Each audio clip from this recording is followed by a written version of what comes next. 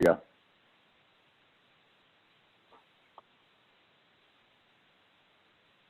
Hello, everyone, and thank you for joining. I see a few of you filtering in now, so we're going to give it just 1 minute to let the participants kind of get in, and then we'll get kicked off here in just a second.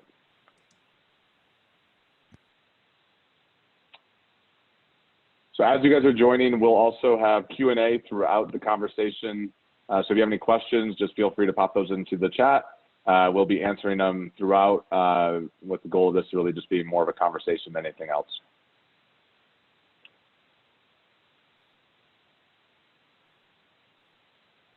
All right, I think we can go ahead and get started.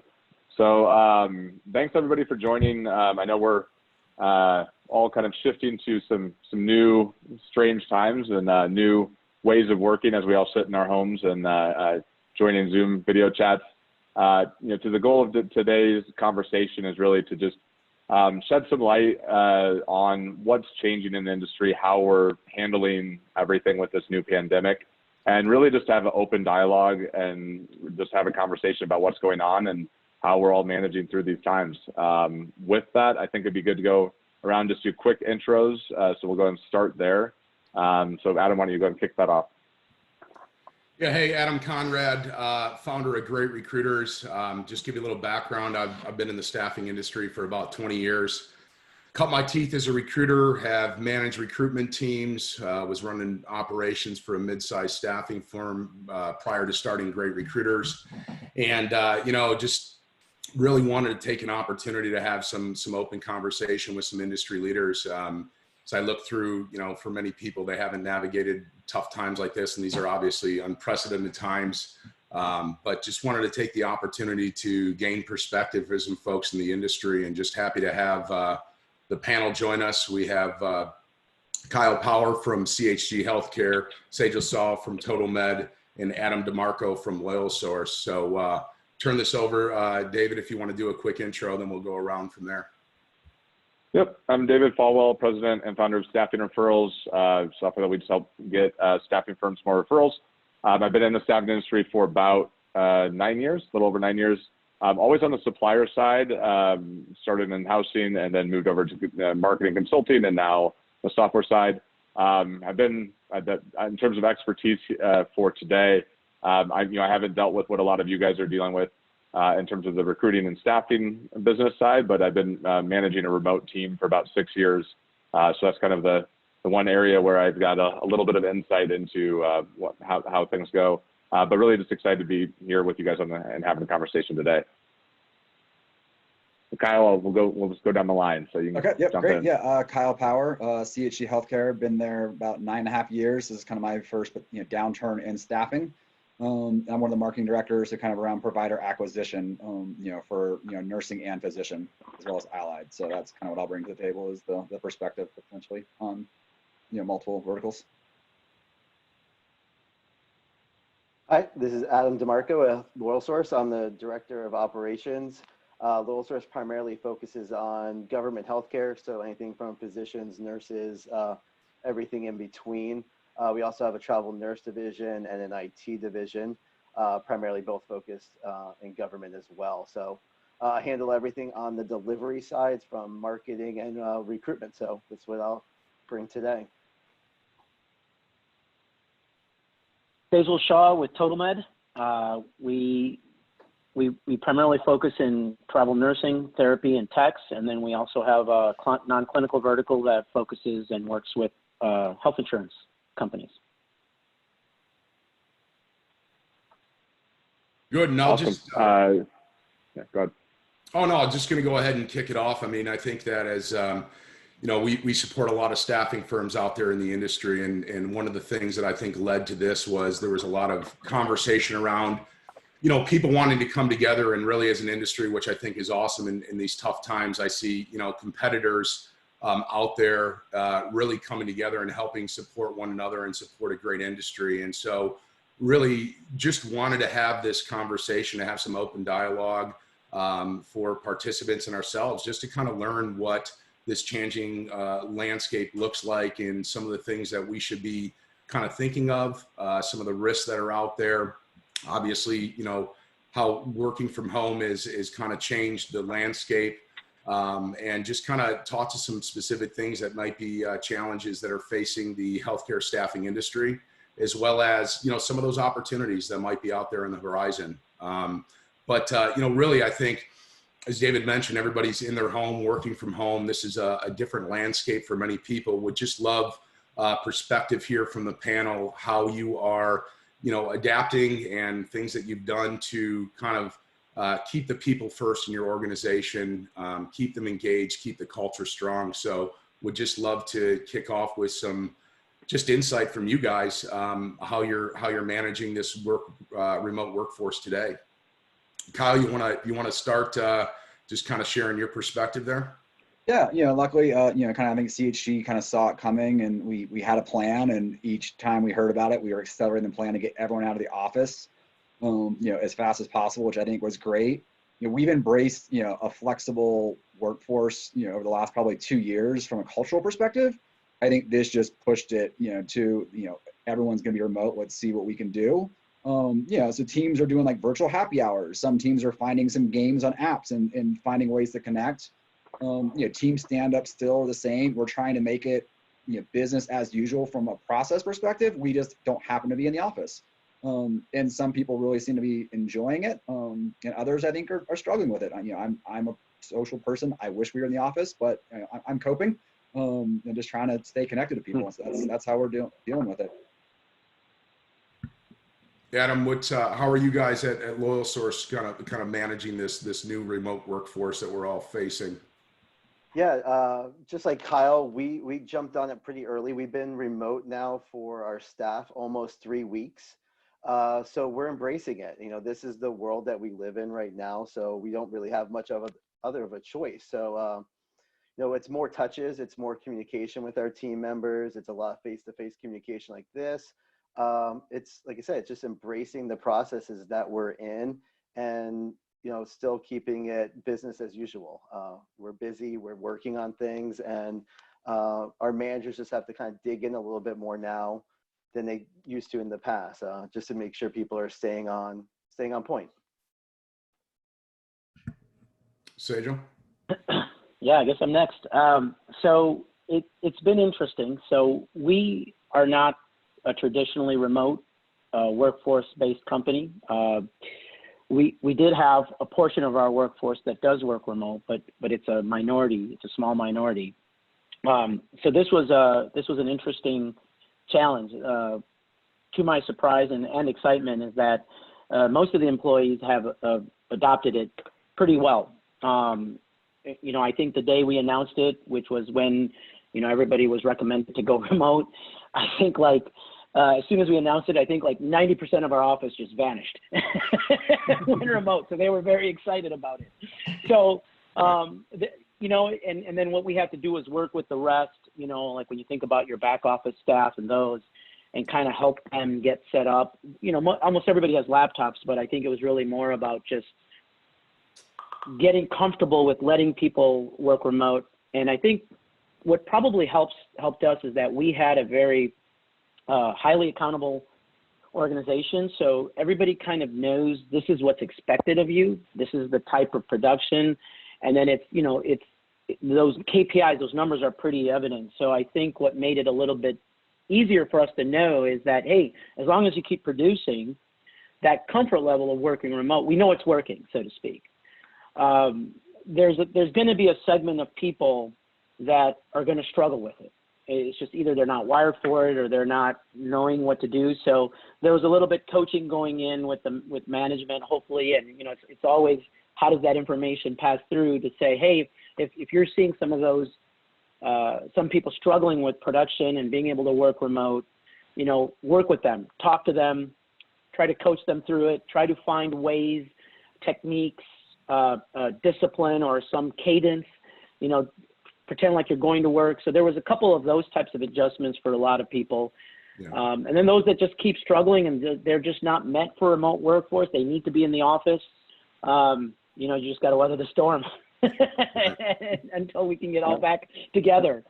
It's been interesting to see how some people have, you know, how we've Some of the pros is that maybe this is creating more of those virtual happy hours, and I think you're seeing a lot of people kind of connect and hang out that maybe normally wouldn't.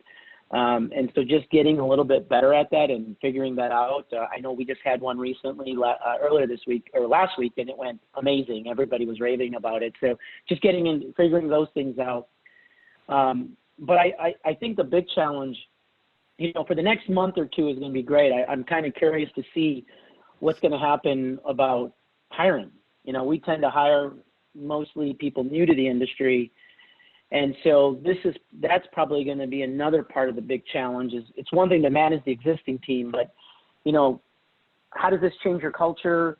How do people adapt to it? Maybe it helps improve the culture. But more importantly, also, how do we hire and onboard and develop and train in a remote fashion when our team has traditionally been used to a lot of that elbow to elbow training. So that'll be an interesting challenge to see and overcome, and, you know, depending on how long this lasts.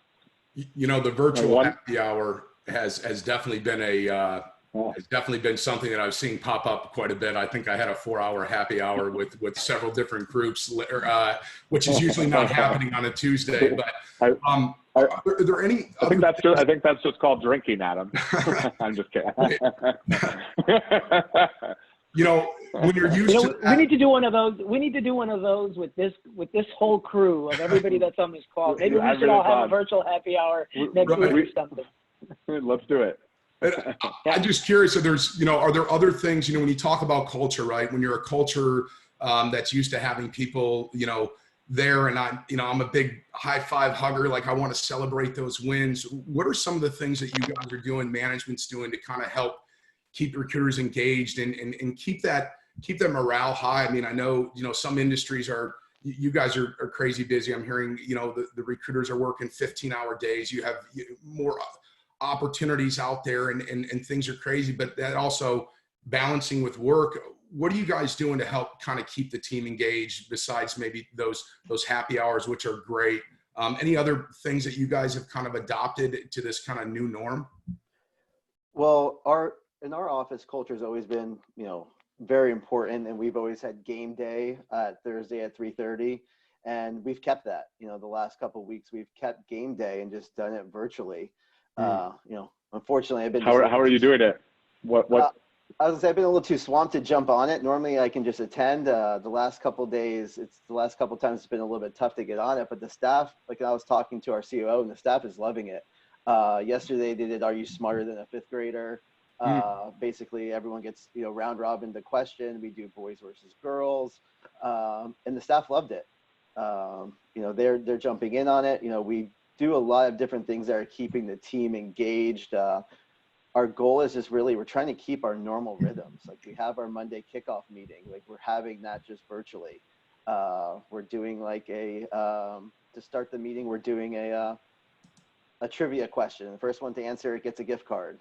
So we're trying to do things just to keep them in their normal rhythms as much as possible, because we are a very culture-based company as well. Yeah, and maybe what? Oh, go ahead, David. I was going to say one thing I've learned. I mean, so I'd always been in office jobs, you know, in the kind of traditional corporate America before going remote when I started my own company. And one thing I've learned, the long term for it, which I think, you know, the first few months, it's like, oh, this is exciting, it's new. The thing that is missed, it's a small nuance, but it's the conversations you have walking down the hallway. There's a lot of communication that happens that's not planned, that when you shift to remote, that you kind of lose those. You have to manufacture those moments. So as a manager, as a leader, it's really important. I've found with my own personal experience to you have to pick up the phone more and be more intentional with kind of reaching out and setting up times for those conversations, to have the casual conversations. Because I definitely went through, I think I'd say the first 2 years of it, where I was like, well, I'm only going to, you know, we only met during meetings, and I realized I'm not getting to know these people. We're not building a personal relationship. I'm not having those ideas come up that would naturally come up through kind of the just off the hand conversation. So I think it's important to be intentional about that from my experience going through this. Also, not on a fun side, you brought up game day on Fridays. There's an app that I just found, and apparently it's really old. Apparently I'm like, this is behind the times on this, but an app called House Party, and you can play heads up on it. And it's amazing. So that's I'll leave it with that. So. Hey, we do have a question from Terry here, and his question is, what impact has working remote have on serving your clients in hospitals? Yeah, I was going to say, first of all, I echo, I think something that Adam had said was just keep your same cadence, keep your same discipline. So if you normally try your best to do that. So if you're normally having a morning meeting with your team, have those, but do it over, Zoom or whatever you use. So just keep having those same cadences that you have with those team meetings at the same times, and try to just keep that consistency. With clients and hospitals, I mean, I think you have to do the same. So if normally you'd have a meeting with them in person, try to do a virtual meeting, through Zoom or, through, once again. So try to keep all the same cadences to the best that you can. Imagine that there's probably a whole new set of pressures that are within those hospital systems. So, be cognizant of that. And, pretty much all visits to hospitals have been canceled. So, you just got to work through it, accommodate your clients, and, but keep the same discipline as best as you can. Yeah, I would say the same thing, and just kind of be flexible, even on the internal side of employees. The previous question around, try to figure out what works for them, and just figure out, like, don't let an email thread just keep going back, forth.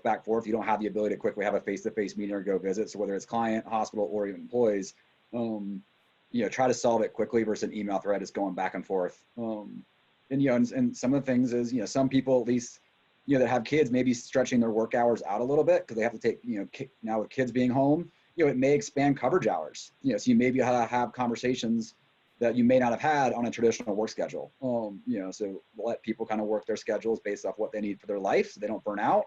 And you may be able to pick up some conversations with, providers that may be on different hours that we may never really been able to reach. So, just see it as a positive and work through it.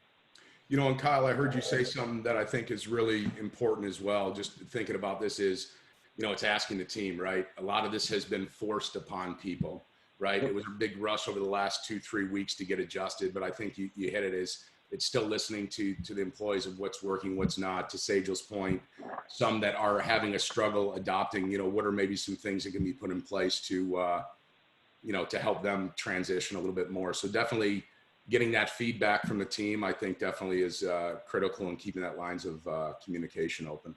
Yeah, I think resetting expectations. I'm a morning person. If I send a Teams message at 6 a.m., I'm not expecting you to be up and responding, right? Just once again, resetting those expectations that this works for me. This is my flexible schedule. We just need to learn what works for everyone, so we're all effective. Right. There was another question that popped in. Hold on. Getting creative with handling kids is probably going to be it's going to be a tough one. Finding discipline around that. I mean, if you've got dual working parents, it's one of the things that we're dealing with is sometimes the spouse might not be used to working with the kids or whatever the case may be, and suddenly here's you trying to do your job plus handle these kids that are home that are normally at school. And so, it's coaching. That's another challenge to this, is coaching your employees or giving some suggestions on how to, you can't really tell them how to speak to the spouse, but you can definitely try to set parameters and say, listen, you're going to have to work something out and talk to your spouses to divvy up time, or to have that time when you're on the phone doing what you need to come up with a solution on how to watch the kids or keep them busy or keep them occupied. I mean, I don't know, maybe Disney Plus is one of your best friends or something like that. Right. But, we're starting to get a lot of those conversations where we'll be talking to someone and their kids are literally crawling all up over their shoulders or just running in, mommy. And, you just it gets difficult. So at some point you got to get them to realize, hey, you got to maybe have a stronger conversation, with your spouse to say, hey, we got to be fair in this. Yep. We got to empower each other to get our jobs done. And I think that's a great point. And then I think to Kyle's point is I'm finding myself with 3 kids and a wife that's a nurse. Right during the day, I'm working, but yet I'm managing having 3 kids and being a teacher. And I know as prep for this, daughters coming in asking for cookies or Starburst, right? You can only temper a 4-year-old so much. But I think Kyle, as you said, kind of I find myself stretching my workday out a little bit, right? Shifting when I'm doing those things that require me during core hours and doing the other things later on at night. So I think being able to have that flexibility is important. David, did you want to transition here? If there's, you said there was another question. Yeah, there was a question that popped in. It was actually, we've been talking about the remote working, and it's about hiring and training going forward. Does anybody have a plan in place, or do you have an idea of how you're going to approach that? Or are you planning to just wait until you're back in the office and just kind of put hiring, onboarding and on hold until that happens? I can speak to that a little bit. We had a class that was supposed to start in this, like a group of new hires. And we didn't think it was fair to them to say, hey, you no longer have a job or your job's on hold. So we did have a new class start this week. We had, 4 new recruiters start for the team, and we had to adapt around it and make sure that we could still do our new hire training, because we're hoping a month or 2 months. What happens if it's 6 months? So we might as well figure out how to do these core things now than wait 6 months from now and be behind. So we've started it. It's takes some adjustment. Like Sejal said, we hire a lot of people who don't have any recruitment experience, who are maybe just out of college. I think one thing that's good with that demographic is that they're very used to taking online classes. So it kind of goes hand in hand with that as well. So they're used to that. Like people my age, we sat in a classroom, but they're used to, being disciplined and having to go in online class and finish their work. So we're getting through it. The business is going to need people, and, we have to adapt to it. And it seems that as you get comfortable with the remote workforce, it also, I know for us, because we were brick and mortar when I was in the staffing side, so our talent pool was limited to the geographical region in which they could commute. And it seems now there's a larger opportunity to tap into a larger talent pool, really, because when you figure it out as a business, you could pretty much hire from anywhere. To Sejal's point, as long as you have key expectations and you have your KPIs in place and your management is comfortable with managing remote workforce, it seems like your opportunity to look outside what you typically have definitely exists now in these times. Just to add to that, from a that's really quick from a financial standpoint. I mean, you can hire in locations where the demand might not be so high, the cost per hire might not be so high.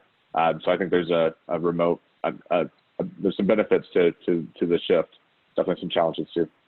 But also to speak to that, I think, leaders have to start thinking about how they treat their people and make sure they're treating them very well, because the staffing company down the street is no longer my competition for my internal employees. Everyone is. So you've got to make sure that you're treating your people well at this time, because there's there's going to be a lot more opportunities for people. Yeah, I think the dialogue is, the way companies treat their people during this time is going to define their legacy moving forward, right? So as people are being pushed to work longer hours and manage this, I think, to your point is keeping that culture strong and staying on top is going to be paramount to, retention as we look in the future. David, do you want to transition? There was another talking point you want to hit on there. Yeah, so I think one of the big things we were talking about, what are the biggest challenges you guys are seeing that you're facing right now from your perspective, and then are you finding any opportunities or any ways to kind of go about overcoming these new challenges that have come your way? Why don't you start off with Sejal? I'll jump to you. Okay. So, the bulk of our business is primarily travel nursing. So it's been an interesting, so here's the thing. First of all, I think we're all pretty blessed to be in an industry or in a modality of staffing where everybody's getting hurt, but we're fortunate maybe not to get as hurt as much, right? We've got still opportunity. We can still keep our people working. So I think that there's a component of that where at first when this was all coming out, a few weeks ago, I think what everybody probably saw were increased in demand was probably increasing by anywhere from 50 to 100%. I mean, I'm sure you guys probably saw a big chunk of orders coming out. You probably saw bill rates starting to go up about anywhere from 25 to 50%. So demand was increasing, bill rates were going up, and everybody was like, wow, this could be great. But I think what then started happening and setting in, and what you started seeing is that the whole paradigm is kind of also changing. So when I should say the paradigm is, I think there's other challenges that are starting to surface. For instance, with all of the non-essential practices in a hospital going away, you guys probably started seeing a big chunk of your staff starting to be terminated, those contracts. So anything to do with surgeries, ORs, and depending on how heavily weighted you might have been in that area, this could have had a pretty big impact on your business. Then you're seeing hospitals and how are they stepping up to help, say if your nurse is getting quarantined or is sick or is diagnosed with COVID or is showing signs of a fever. Do you continue to pay your nurse, and does your hospital help to continue to pay as well? So then there's those challenges. And then there's this other thing that's looming out there that if you start reading a lot about it is that hospitals are giving up, all of their profitable procedures are kind of going away. And so now as they're shifting to what I would say is probably more the unprofitable side of it, there's going to be this impact on AR. And what exactly that is still kind of yet to be seen. So everything you read is telling you that the hospitals are going broke. They're burning through cash. Their balance sheets are getting weaker. And now the question is, where does our industry fit into the pecking order of who gets paid? So even though there's all this great business out there, theoretically, and there might be an argument to say what percentage of the staff that's getting let go can you float over to these other areas? There's going to be all these types of questions out there. One of the things that as a business you have to really start looking at is cash flow. You've heard that, is if you grow and if your pay rates are doubling and then your AR stretches out over 90, what's going to naturally happen is the debt on your business, you're going to become much more levered than you were. And as that trend continues, if you don't have a good relationship with your bank, if you're not being proactive with your banks, if they are seeing that AR stretch out, they may start to say no. And then that puts you in a compromised position. Can I make next week's payroll? So there is a side to this that everybody needs to start looking at is, yes, I can go get all this business, but is it good business? Right. Is it business that's going to hurt your business? In the short term, it might be great. We don't know how long this thing is going to last. It might just last 3 weeks, or it could be 3 to 6 months. And so there's a side to this that is going to bring another whole element into it. So where do we fall in the pecking order? What kind of terms can we set with hospitals to help protect both our nurses, the business, and them? So how do we partner with them? How do we, at the end of the day, I don't want to let a single employee go because of this. I want to do my best to do that. So what types of decisions do we need to make today to make sure that we can make that happen? So I don't know. It's going to be, there's a whole bunch of things, and every week there's a new thing coming up. So, I think stuff like this is great. Contacting peers, talking to other people, seeing what they're seeing if you can get ahead of it a little bit. It's gonna be interesting as we navigate through this. Hey, Kyle, you were sharing some thoughts earlier when we were kind of setting this piece up. Do you want to speak a little bit to what Sejal was talking about? Yeah, I think Sejal said it well. I'm spending a lot of time looking at the forecast curves, right? What states are going to peak first, and then what's the ripple effect. And my argument is, based off all the data, and it's an unknown, we've got like 45 days of this. Like we're going to hit the peak in New York within a week or 10 days. So the question then becomes, what's the after COVID effect? And every week that we see unemployment hit, what happens to insurance? So what are hospitals going to see on the insurance side on all these elective procedures that are getting delayed? Are people going to go back in when they don't have insurance? I don't know. So, you know, we were kind of talking about 08, 09. This to me is different. There's a healthcare crisis with a financial crisis on the back end of it. And that's what, you know, that's what's going to be real interesting from a payment perspective is COVID will go away, hopefully, and we'll look back on it. But then we're going to enter into a financial crisis, and we are seeing unemployment skyrocketing, which means potentially insurance cuts, which means elective surgeries, and all those things keep getting pushed out. Right. So it's this game of where will you find demand. And I don't know. I wasn't in the industry in 08, 09, 10, but it's Right. something I'm thinking about is what's the after COVID plan, not the in COVID plan. You know, Yeah, and with all of this happening, everything you just said, Kyle, with all that happening, then what you're seeing is a lot of people putting a lot of downward pressure on gross margins on top of that. Yeah. Especially in the travel nursing space, and so it's creating even more leverage within that organization, and and before they know it, they could have dug a bigger hole than they had realized than they could climb out of. right. You know, Sage, well, and for the whole group, I mean, I know you're big on EOS, right? I mean, I grew up EOS, Mm-hmm. and you know, it's structured, and when the time's there, you're looking at quarterly, and you're setting your quarterly plans, and you know, you're revisiting that. So in this time, you know, I'm coining you know, I think stratactical is my thing, right? You got to keep an eye on the tactical stuff that needs to happen today, right? To address the immediacy. But what have you guys done from a strategy standpoint as a business? Have you started having those conversations to say, how does that planning shift now to kind of keep your eye on the horizon, right? This is going to end. It is going to shape. So what are the things you guys are doing as businesses to kind of obviously address the tactical need today, but keep your eye on the strategy and if needed, making those adjustments? Yeah. So the first thing is I go back to keep the cadence and the discipline. So still have your level 10, still have your quarterlies. You're just doing it through Zoom, and we've been doing them all this past week, so it's been great. You know, there's a couple of different challenges. You know, when you're in the room, you've got boards and all that, but now you've got virtual boards and you got all that other stuff. So it's been pretty cool to see the team figure it out and really keep business as usual. You have to be strategic. You have to be tactical too. I mean, there are things happening every day that you have to handle and address.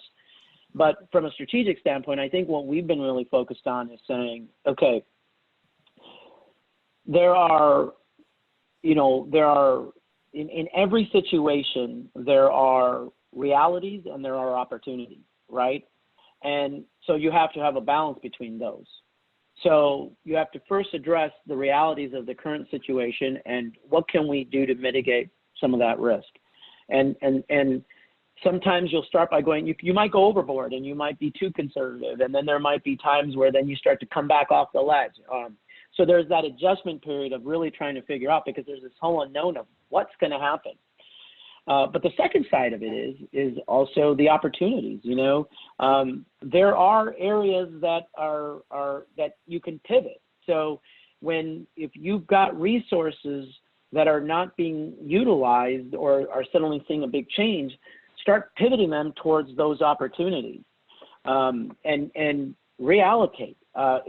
So I can't get into too much detail, but what I can tell you is that look at what the trends are, right? Where are you seeing the upticks? And in our day and age, we can quickly move towards those opportunities. You know, you're seeing a ton of opportunities in different fields like respiratory therapy, in techs, in ER, ICU nurses. I mean, you guys are all seeing it. It's all out there. How do you build sales strategies and recruitment strategies around that? How do you leverage the technologies that are out there in terms of referral marketing and pay-per-click marketing and SEO and all these other things? I mean, if anything, this is the time to tighten up. All of those good practices, all of those innovation, or let's just call it all of those new ideas that might be new ideas to your organization that are coming up, you're getting to implement them in a pretty interesting, you know, you're putting all those ingredients into an interesting pot.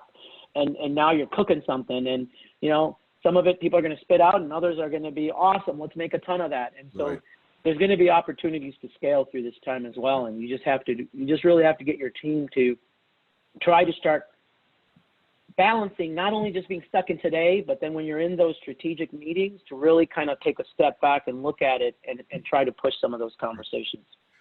Adam, love to hear from you kind of as running the operations for Lowe's. Just curious, like, is this the opportunity to start evaluating your business operations and using this as an opportunity to say, are there things and processes, things that we can improve on? Are you guys finding yourself in this time like focused on those things?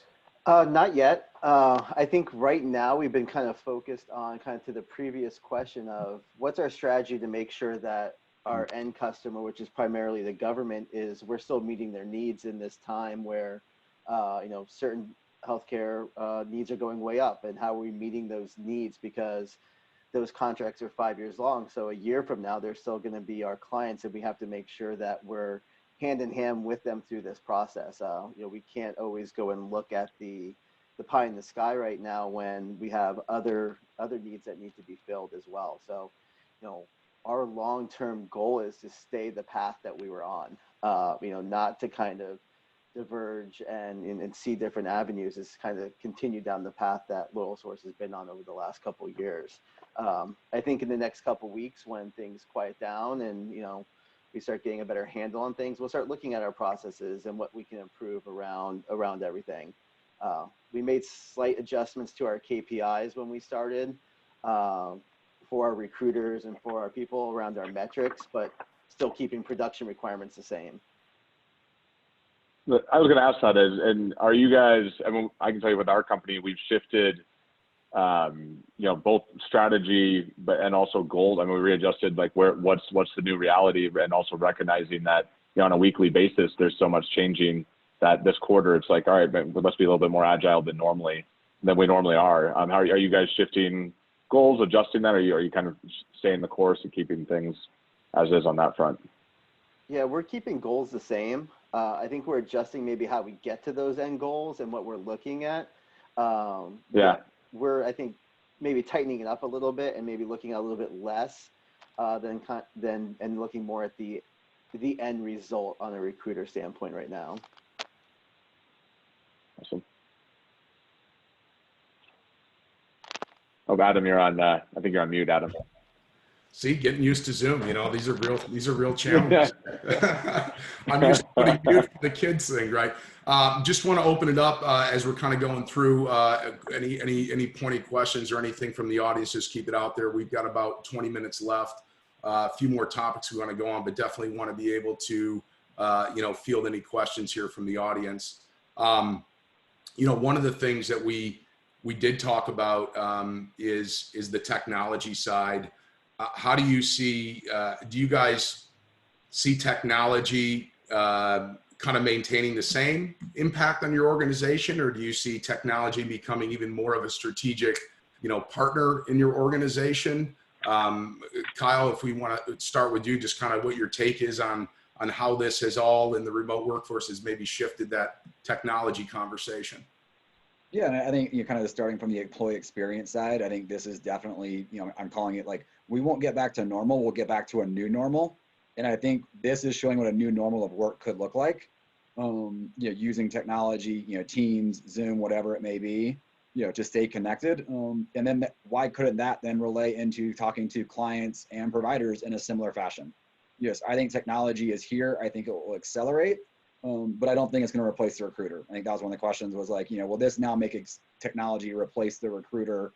And I don't think that's coming anytime soon. I don't think we'll ever get there. But I definitely will think people will figure out how to improve like the candidate experience with technology, because we're doing it right now with our employees every single day, right? How do we do the Zoom better? We're talking about it. So we'll get to how can we make our experience better for candidates and clients, through technology. We had another question pop in. Adam, you're on mute again. You got to get that. Hang on, I got to stop. Go ahead. First Zoom call. The question. So, what are your thoughts on how telemedicine will change the healthcare recruiting business?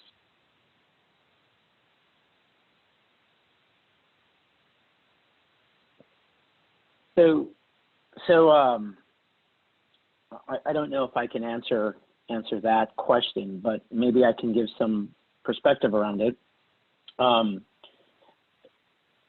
You know, there are a ton of, you know, I talk about opportunities earlier. I was talking about that, and you're seeing a dramatic increase in demand for for nurses to be able to man those phones. So there is a tremendous amount of increase in telemedicine. So, you know, when I talk about one of those opportunities, I've heard, you know, of people being able to take their nurses who might have been quarantined or who may not be comfortable traveling to assignments, or, you know, there's a pool of these nurses, or even some of these nurses that are being canceled, for them to be able to pivot or move into telemedicine opportunities. So I've been hearing a lot about that. I don't know if our team has seen success in that.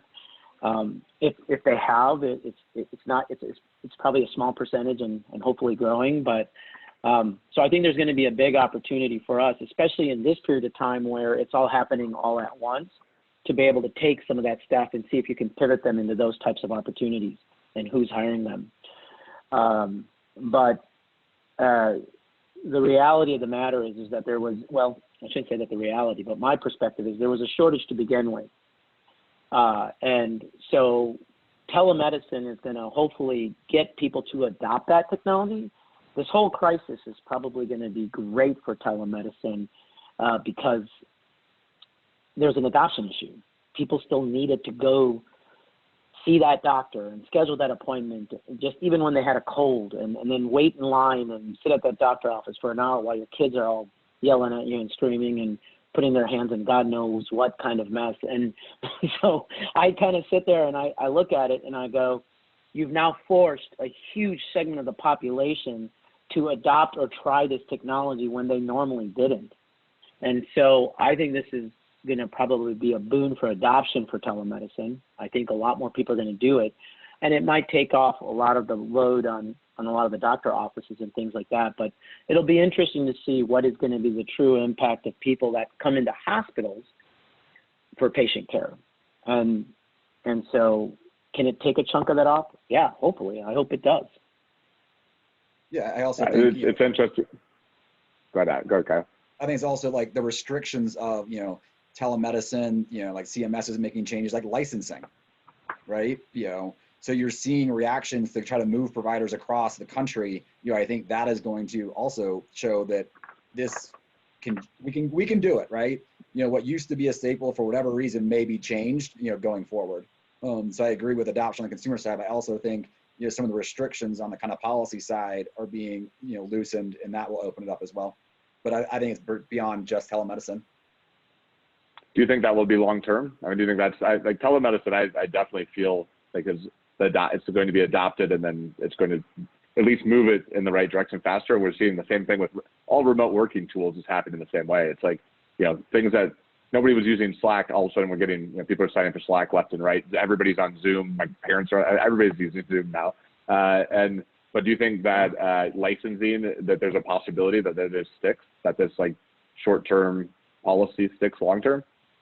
I don't know. I mean, it was getting, you know, kind of like telemedicine, it was getting movement, you know, before this, right? You know, you were starting to get states. So it was already gaining traction in a certain amount of states. As long as it doesn't blow up in someone's face, I think it's just going to keep getting momentum. You know, what's the risk in going, I guess the way I would think about it, what's the risk in going backwards? Yeah. The new normal. I feel like there's going to be a lot of things that are kind of as the new normal, and same with remote work, like more, who needs an office? I mean, we've heard from multiple staffing firms that are talking about, well, do we need an office after this? I think you got a couple of you mentioned this earlier, that this might be a shift, a longer term, short-term shift that shows you how it could be done a better way. So, what in terms of other questions? So one of the things that I'd be interested to know is, we're talking a little bit about it right now, but how do you guys see, you know, kind of the future state of healthcare staffing? Where do you see this, you know, 6 months out, a year out, which I know predictions on the future right now are nearly impossible because, you know, day to day it's changing so much. But what are a few of the kind of additional long-term things that you see kind of shifting because of this?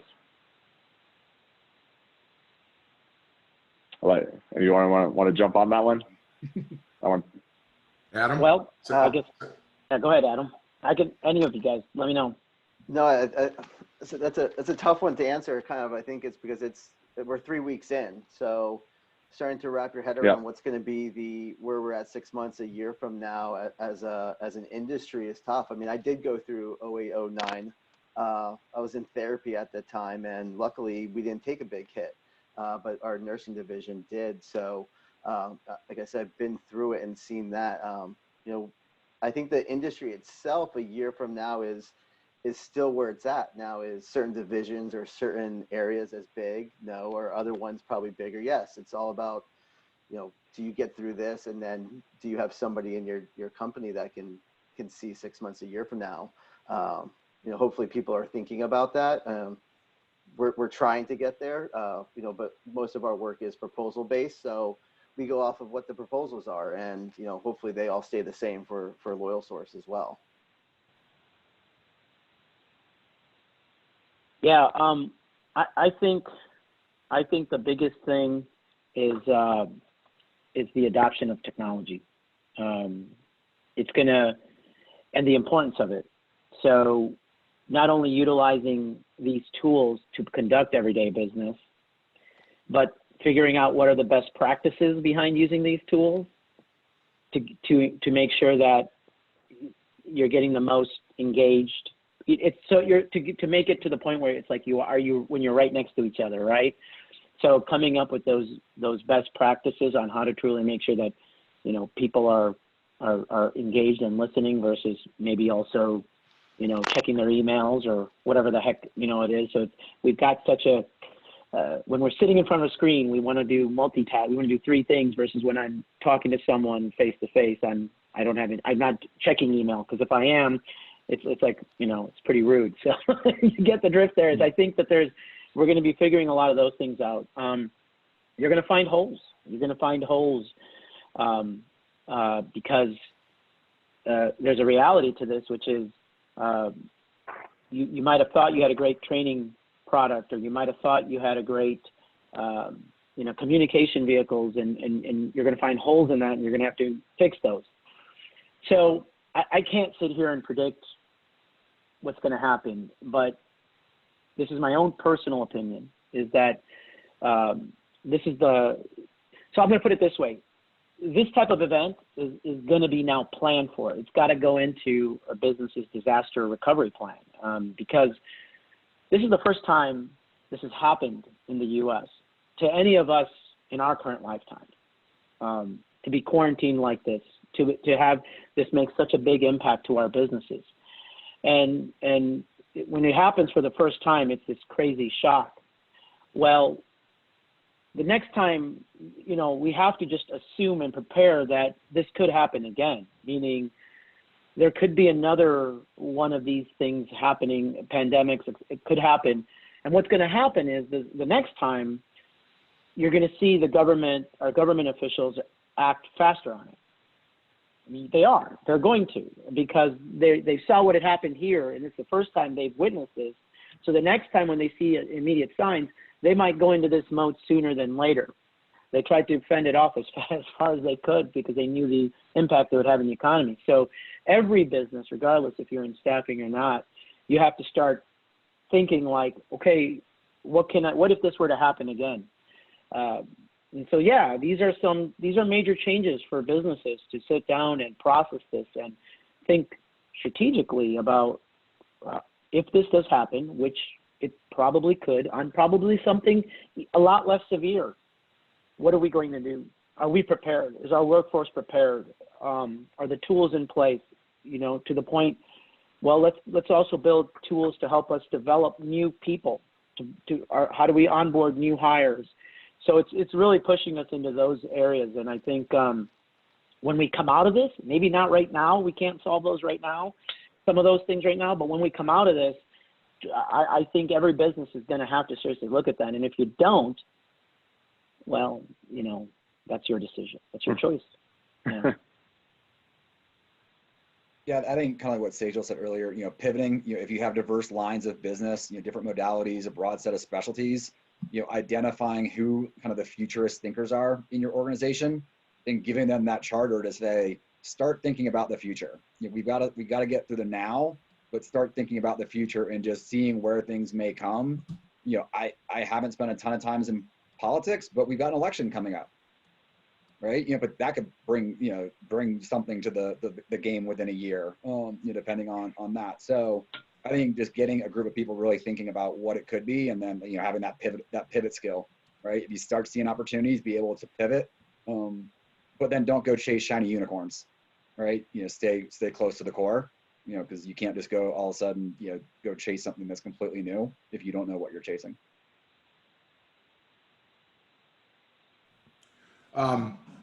Just looking at the time here, we've got about 7 minutes left. Just would like to, open it up.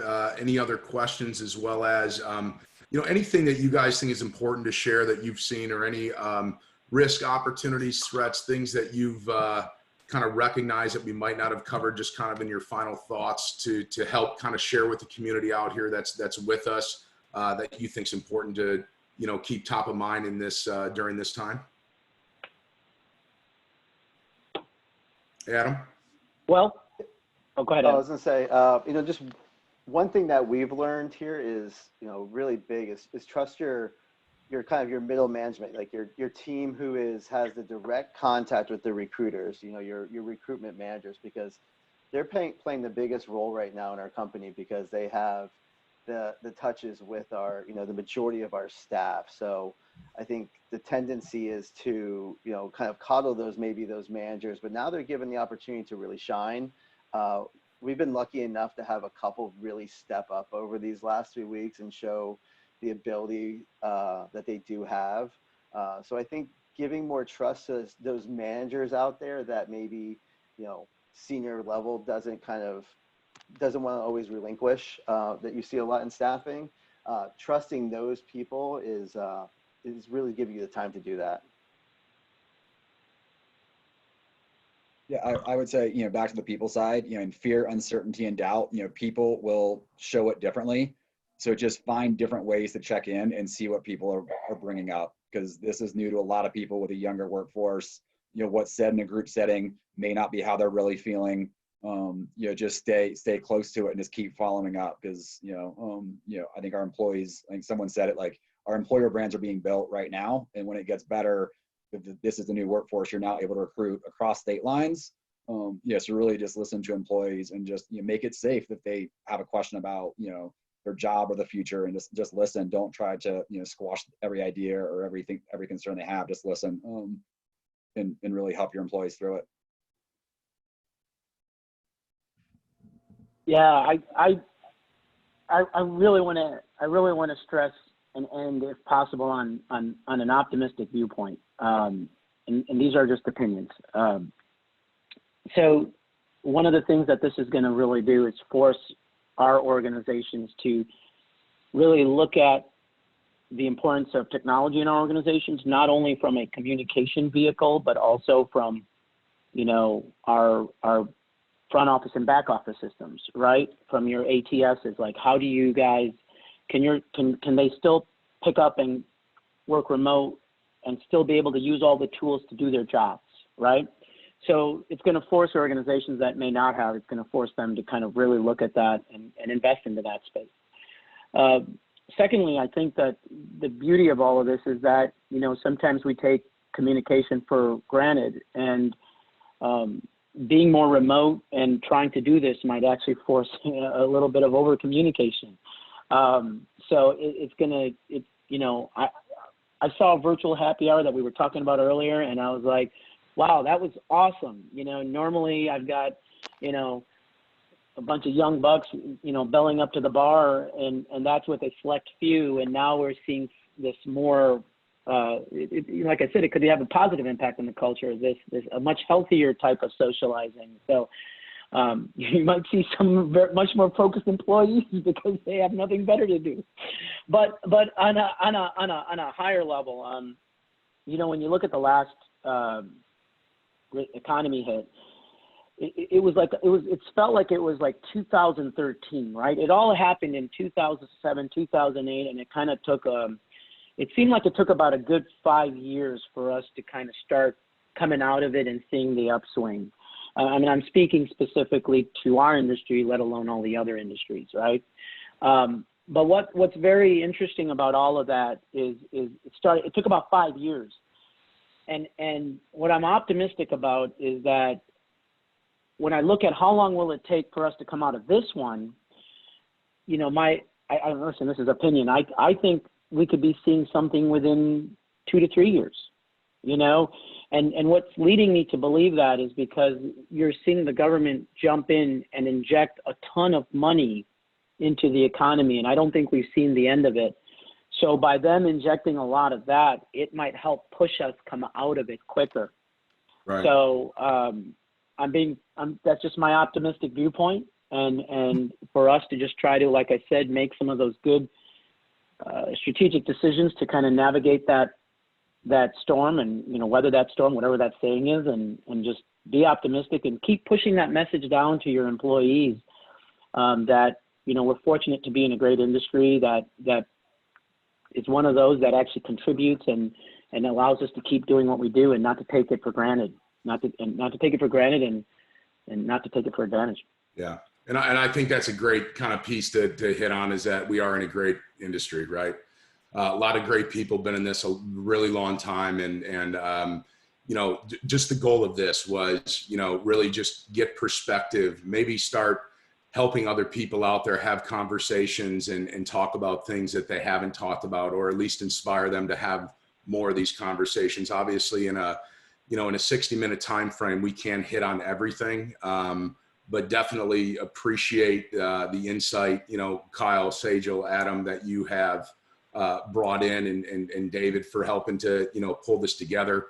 You know, we are still in a state of unknown. We're still in a state of change. The big thing that I heard is stay connected to your people. Don't sacrifice your culture, right? Continue to keep doing the things that you planned on doing and find a way to make those work within our new kind of remote circumstance. And just really appreciate everybody's time and insight. David, any closing remarks that you'd like to share? Yeah, well, I mean, one thing that's come of this, which I think we can all feel good about, it's been pretty cool with our company, is you know, we every year our company, we talk about what can we do good to give back, and what can we do that's like giving back to the community. And being in the healthcare space and supporting, you know, sourcing on the healthcare space means we're putting healthcare workers to the front line to help people, and our entire company we're excited. I mean, it feels good. It feels good to be doing something where, you know, like we're you know, helping fight against this pandemic.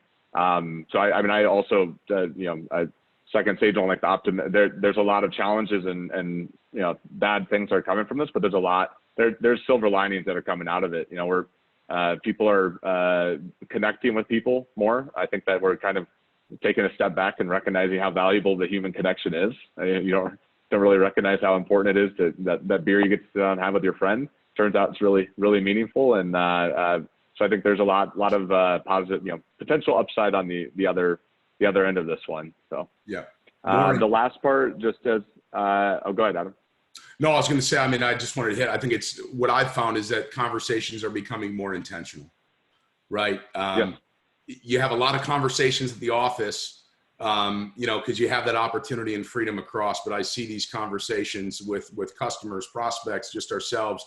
We're having more intentional, you know, human-driven conversations, and I think the quality of those conversations are going to continue just to get better as we're, you know, adopting this. Sorry, I just wanted to make that observation.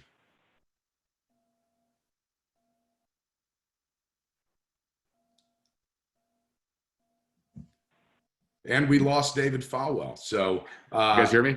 We can now. There we are. Okay. We're back. All right. How about that? Just end the Zoom call with that. My AirPods died. There you 1 go. minute, 1 minute over and the AirPods were out. The last part I wanted to say, so one, thank you guys all for joining. Really appreciate it. I know we're over time, so we'll go and cut out. One thing that there's a Staffing Hub Slack channel that any of you guys can join. There's a COVID-19 channel with a group in there that you can be part of. In that group, somebody today, I'm bringing it up because Jack Copeland from Staffing Futures, he actually asked me to bring up, they had somebody who has lost some life to somebody they lost to that he's connected to that lost to the fight against coronavirus. They've created a job board where they're offering anybody can put their job up on the board for free. They just need an XML feed and they'll put all of your jobs up there. And it's COVID19jobs.io. He sent a note in that channel and asked me to mention it, so I wanted to make sure I did so.